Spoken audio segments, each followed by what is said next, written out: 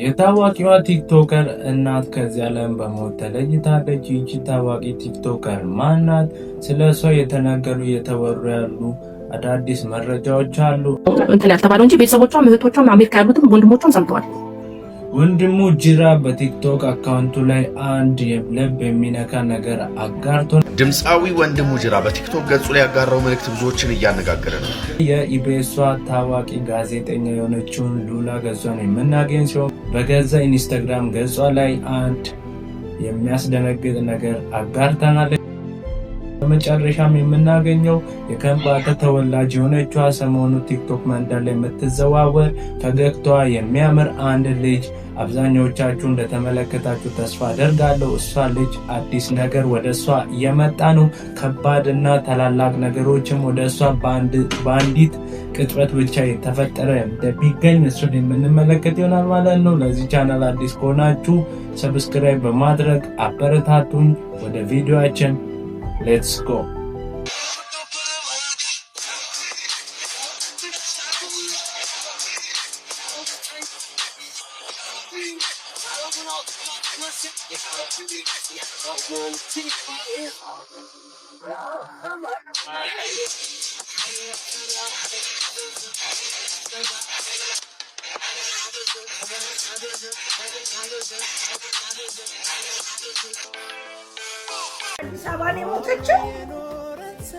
መታ ነበር ከትናንት ወዲያ ማታ። አሁን ሬሳ ምርመራ ቤተሰብ ይደረግ ብሎ ቤተሰብ አይደለም ሐኪም ቤት ይወሰዳል ሌላ ሰው ነውና ቤተሰብ ስላላመነበት ሬሳ ምርመራ እየተደረገ ነው እንጂ ቤተሰብ ጋር ነው ያረፈች። እዚህ አዲስ አበባ መታ ነው ሐኪም ቤት የሞተች። እና አይ ከስር ስታወሩ ውሸት አይደለም። እኔ በቅርብ ስለማቅ ነው ቤተሰቧን እና 4 ኪሎ አካባቢ ናቸው ቤተሰቦቿ እንደውም ያለው ዝንጌታ አሜሪካ መስሎኝ እኮ ነው። አይ ለረፍት መታ ነበረ ሳምንት ምናምን ይሆናታል እና ድንገት አመማትና የሆነ ሰው አብሯት ነበር። ፋሚሊው እንደሰማችሁት ነው። አዲስ አበባ ነው የምትኖረው። ቤተሰቦቿን አቃለው ውሸት እንዳልሆነ እያረጋገጠች ይገኛሉ ማለት ነው። እና አብዛኛዎቻችን እናታችን በህይወት ስላለች በህይወት ካለች አብረን መንከባከብ እስከ መጨረሻው ለእናቶቻችን መቆም ያስፈልጋል። እንደሚታወቀው ዴዚ ከፍቅረኛዋ ጋር ከሄደች ብዙ አመታት ብዙ ወራቶች ተቆጥሯል። እናም ከእናቷ ጋር በዛ ነገር ሲጨቃጨቁ ሲጋጩ እንደነበረ መረጃዎች ያሳያሉ። ዴዚ ደግሞ ለፍቅረኛዋ ብላ ከእናቷ ጋር እንደተጣላች ሳትታረቅ እናቷን አጣለች ማለት ነው። ይህ በጣም ልብ የሚነካ ነገር ነው። ከልጅቷ አጠገብ ያላችሁ ጓደኞች ዘመዶችን ባትለዩት ባይለኝ ብቸኛ ስለሆነች ማለት ነው። ወደ ቀጣዩ ቪዲዮአችን እንሄዳለን። እንትን ያልተባለው እንጂ ቤተሰቦቿም እህቶቿም አሜሪካ ያሉትም ወንድሞቿም ሰምተዋል። ወይ ጉድ! ሳልደነ ቅድስት ማለት አሁን ነው። በስመ አብ ወወልድ ወመንፈስ ቅዱስ። ለዛ ነው የገባሁት እና ውሸት አይደለም። ቴንክ ዩ ራይል እየከባሽ አከብርሻለሁ፣ ወድሻለሁ። መቼም አልዋሽም በቅርብ ስለማቅ ነው ቤተሰቧንም እና ለውሸታ የልጅ እናት ነኝ በልጅ እናት አልዋሽም ነው። ኧረ ምን ያስዋሽሻል? ያልሞተች ማሞተች የምትይው አይ ቤተሰብም ስለሰማ ቤተሰብ ባይሰማም እንዲህ አይደለም። ግን ቤተሰቦቿ እየተጠበቁ ነው። ወይ ዛሬ ይገባሉ ወይ ነገ ይገባሉ። በስመ አብ ባርባራም እኮ ቤተሰብ እንዳይሰማለች እንጂ በቻይንኛ ነግራን ነበረ። ያው ግን ከትላንት ወዲያ ማታ ነው ራሱ ትላንትና ምርመራ ላይ ስለነበረ ነው። አስከ አመሰግናለሁ ሮሚዬ ቴንኪው። እሺ እናቴ ሰላም ዋሉ። ወይ ጉድ! አንዴዎች እዚህ ጋር በምስል ላይ የምትመለከቱት ፍቅረኛዋ ነው። የዴዚ ፍቅረኛ ማለት ልጅቷ ደግሞ እችኛዋ ናት። ዴዚ ትባላለች እና የፍቅረኛዋ ከሷም ጋር አሁን አለመግባባት እንደተፈጠረ የተነገረ ይገኛል። አሁን እናቷ እንደሞተች ሲሰማ ደግሞ ይበልጥ ሞር ጫና ሊያሳደረባት ማንም ከጎኗ እንደሌለ አድርጎ ሊቆጥራት ስለሚችል አብራቿት ብትሆኑ መልካም ነው እና ለቤተሰቦቿ ለዴዚ ነፍስ ይማር ብያለሁ ማለት ነው። ወደ ቀጣዩ ዜናችን የምንሄድ ይሆናል። በቀጣይ የምናገኘው እንግዲህ ወንድሙ ጅራን ይሆናል ማለት ነው። በቲክቶክ ገጹ ላይ አንድ ነገር አጋርቶናል። ያ ነገር ምንድን ነው? ስለምንድን ነው የሚያወራው የሚለውን አሁን አብረን የምንመለከት ይሆናል። እናንተ ግን እስካሁን እዚህ ድረስ ከቆያችሁ ላይክ በተኗን ጠቅ በማድረግ ቤተሰብ መሆናችሁን አሳዩኝ ማለት ነው። ቪዲዮ ወንድሙ ጅራ በቲክቶክ ገጹ ላይ ያጋራው መልእክት ብዙዎችን እያነጋገረ ነው። ያገኘውን ከፍተኛ አድናቆት ተከትሎ ያደረጋችሁትን ነገር ጉድ ሰራችሁኝ ብል ነው የሚቀለው። የሰጣችሁኝ ፍቅር በቀላሉ አላየውም፣ የመግደል ሙከራን ያደረጋችሁብኝ ሲል ተናግሯል። የህዝብ ልጅ ነህ የሚለውን አባባል ተመልካቾች በተግባር እንዳሳዩት የገለጸው ድምጻዩ ፍቅርን በችርቻሮ እንጂ እንደዚህ በጅምላ ገጥሞት እንደማያውቅ ገልጿል። ለሌሎች ሰዎች መልካም ሲደረግ ሲያይ ራሱ እንባ እንደሚቀድመውና አሁን ለሱ ሲደረግ ግን ምን እንደሚሰማው መግለጽ እንደከበደው ነው የተናገረው።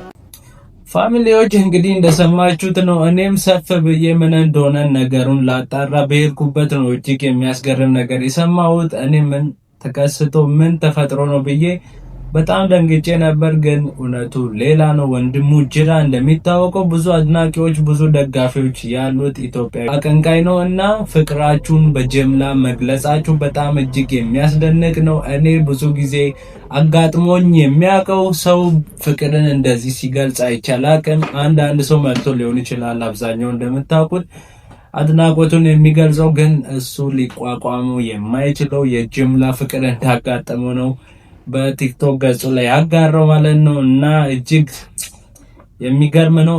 ክበርልኝ። አድናቆቱን በዚህ ልክ ለደጋፊዎቹ ወይም ለአድናቂዎቹ ማሳየቱ በጣም እጅግ የሚያስደንቅ ነው። ፈጣሪ እድሜና ጤና ይስጥ ብላችሁ ኮሜንት ላይ ጻፉ። ደግሞ ወደ ቀጣዩ ዜናችን ነው የምንሄደው ማለት ነው። ቀጣዩ ዜናችን ምን ይሁን እሱን አብረን የምንመለከት ይሆናል። የኢቢኤሷ ጋዜጠኛ ሉላ ገዙ አብዛኞቻችሁ የምትወዷት ጋዜጠኛ እንደሆነ ተስፋ አደርጋለሁ። በኢንስታግራም ገጿ ላይ ያጋራችሁ አንድ ምስል አለ። እዚህ ጋር አሁን አብረን የምንመለከት ይሆናል ማለት ነው። ምስሉ ምንድነው ብላችሁ አብዛኞቻችሁ ጥያቄ እየፈጠረባችሁ ከሆነ ይኸው እዚህ ጋር መመልከት ትችላላችሁ። በምስሉ ላይ ያጋራችሁ አንድ አስገራሚ ነገር ከሆነ ይኸውና ሉላ ገዙ እግር ነው። ራሷ ኢንስታግራም ስቶሪ ላይ ያስቀመጠችው ነው። እግሯ ላይ የሆነ በሽታ ወይም የሆነ ችግር እንደተከሰተ የሚያሳይ ነገር ነው። ሉላ ገዙ በሰላም ወደ ስቱዲዮ ትመለስ ብላችሁ ኮሜንት ላይ ጻፉልኝ ማለት ነው። ግን የተከሰተው በጣም የሚያሳዝን ነገር ነው። ሉላ ገዙም ያን ያህል ብዙ ነገር እንዳልሆነ ክትትል እያደረገች እንደሆነ ገልጻለች ማለት ነው።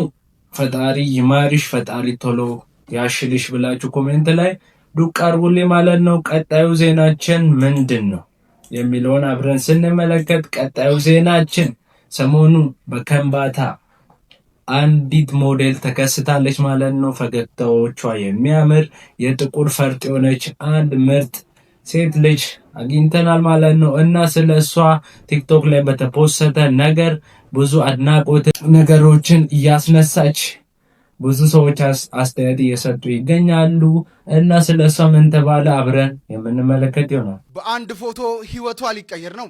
የዚች ልጅ ውበት እንግዲህ በማህበራዊ ሚዲያ ላይ ከበርካቶች አድናቆትን እየተቸራት ይገኛል። እኔም ስለሷ እንግዲህ አንድ ቪዲዮ ሰርቼላችሁ ነበረም። ታዲያ አሁን ላይ ህይወቷን የሚቀይር አስደሳች የተባለ እድል እንደመጣላት ከቪዚት ከምባታ ተሰምቷል። ምስክር ከበደ በተባለ ፎቶግራፈር አማካኝነት በማህበራዊ ሚዲያውን ያጥለቀለቀው የኤልሳቤት ደስታ ምስል አሁን ላይ ከአድናቆት አልፎም ህይወቷን የሚቀይር እድል እንዳመጣላት ተነግሯል። ቪዚት ከምባታ እንዳጋራው በአሁኑ ወቅት ከበርካታ ሰዎች የእናግዛት ጥያቄና ከተለያዩ ዓለም አቀፍ የሞዴሊንግ ድርጅቶች የተለያዩ መልእክቶች እየደረሳቸው እንደሚገኝ አስታውቀዋል። እናም ቪዚት ከምባታ የመጣላትን ታላቅ እድል ሳታባክን በአግባቡ እንድትጠቀምበት አስፈላጊውን ድጋፍ እንደሚያደርጉላት አስታውቋል። እኛም ትልቅ ቦታ ላይ ደርሳ ሀገሯን እንደምታስጠራ እምነታችን ነው። እኛም ይቅናት ብለናል። ሁላችሁም እስኪ መልካም ምኞታችሁን በኮሜንት ግለጹላት። ፋሚሊዎች እንደሰማችሁት ነው። የሰው እድል ወይም የሰው የሆነ የሚታጠፍበት ቦታ እንዳለ እች ልጅ ምርጥ ማሳያ ናት። ፎቶግራፈሩን ሳናመሰግን በዚሁ ማለፍ የለብንም። እሱ ባጋራው ፎቶ ምክንያት ነው አሁን ወደ እሷ ትላልቅ እድሎች የመጡት። የውጭ ድርጅት እዚህ ሀገር ያሉ የሞዴሊንግ ድርጅቶች ልጅቷን እየፈለጉ ይገኛሉ ማለት ነው። ልጅቷም ምላሿ ምን እንደሆነ በቀጣይ ቪዲዮ የምንመለከትበት ይሆናል። ግን ልጅቷ እድሏን ብትጠቀም ጥሩ ነው። የሰው መታጠፊያ ወይም ተርኒንግ ፖይንት የቱ ጋር እንደሆነ አይታወቅም። ብቻ ፈጣሪ ሁላችንንም እንደዚህ አይነት እድል ይስጠን ብዬ ማውራት ፈልጋለሁ ማለት ነው። ይህችን ውብ ኢትዮጵያዊት ከዓለም አቀፍ ብራንዶች ጋር እንድትሰራ ማድረግ አለብን በሚል አዲስ ዘመቻ በይፋ ተጀምሯል። ይህንን ቪዲዮ ሁላችሁም ሼር አድርጉት። ከከምባታ ዞን ከሀደሮ ሰማይ ስር የተገኘችው ይህች ቆንጆ በዚህ ሰዓት በከፍተኛ ሁኔታ በዚህ በማህበራዊ ሚዲያው መነጋገሪያ ሆናለች። የኤልሳቤጥ ፈገግታ ሰው ሰራሽነት የሌለበት የውስጥ ሰላምና ደስታን በግልጽ የሚያሳይ ሆኗል። ያለምንም ማጋነን ፊቷ ላይ የሚነበበው የዋህነትና እንዲሁም ደግሞ ብሩህነት ከጀርባዋ ካለው አረንጓዴና ለምለም ተፈጥሮ ጋር ተዳምሮ ልዩ ማዕረግን ሰጥቷታል። ታዋቂ የሆኑ የልብስ አምራቾች በጋዜጣና መጽሔቶቻቸው የፊት ገጽ ላይ ሊያደርጓት የሚመኟት አይነት ሙሉ ለሙሉ ከፈጣሪ የተሰጣት ውበት እንዳላት በሁሉም ተመስክሮላታል። ታዲያ እናንተስ ስለዚህች ውብ ቆንጆ ምን ትላላችሁ? ሐሳባችሁን አጋሩኝ። እንግዲህ ፋሚሊዎች እንደሰማችሁ ነው። ልጅቷም ያን ያለ ለክፉ አሰጠን ቆንጆዬ ናት። እንደምትመለከቱት የጥቁር ፈርጥ የሚባል ወይም ጥቁር ወርቅ የሆነች ልጅ ናት ማለት ነው። መልካምን ሁሉ እንመኝላታለን ማለት ነው። እንግዲህ ፋሚሊ የዛሬ መረጃዎች እነዚህን ይመስላሉ። እንደተዝናናችሁ እንደተጠቀማችሁበት ምንም ጥርጥር የለኝም ማለት ነው። ከእንግዲህ ወዲህ ሌሎች መረጃዎችን ይዤላችሁ ወደ እናንተ ብቅ የሚል ይሆናል ማለት ነው። እስከ መጨረሻው ስለተከታተላችሁ አመሰግናለሁ። በቀጣይ ቪዲዮ እንዳያመልጣችሁ ሰብስክራይብ አድርጉ። በቀጣይ እስከምንገናኝ ባይ ባይ።